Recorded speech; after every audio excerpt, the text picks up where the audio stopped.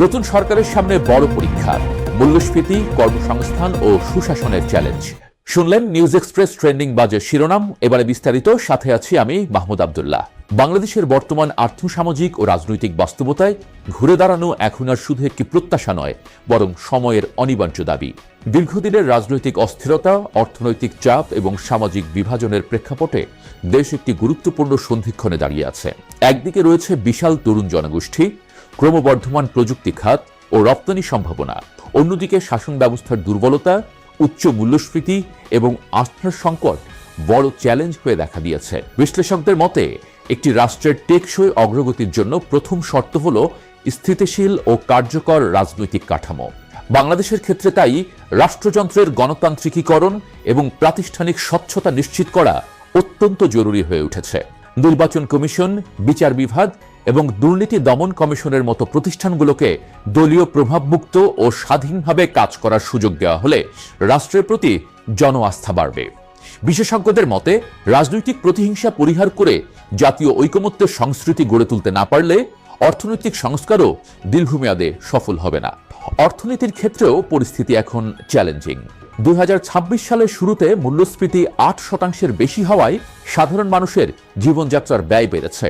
বাজারে সিন্ডিকেট নিয়ন্ত্রণ এবং নিত্যপণ্যের সরবরাহ ব্যবস্থা সচল রাখা নতুন সরকারের জন্য বড় পরীক্ষায় পরিণত হয়েছে।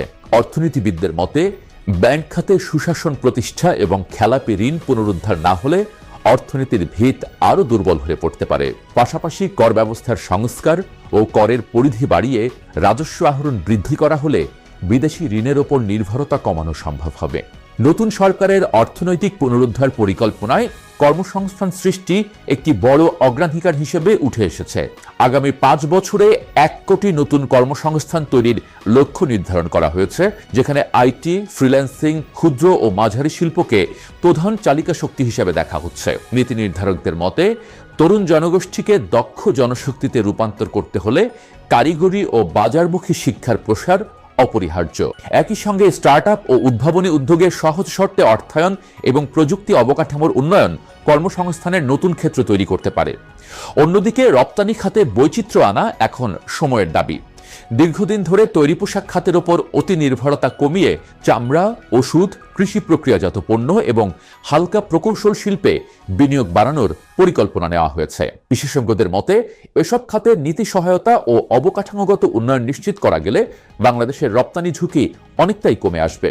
সব মিলিয়ে বাংলাদেশের সামনে সম্ভাবনা ও চ্যালেঞ্জ দুটি সমানভাবে উপস্থিত।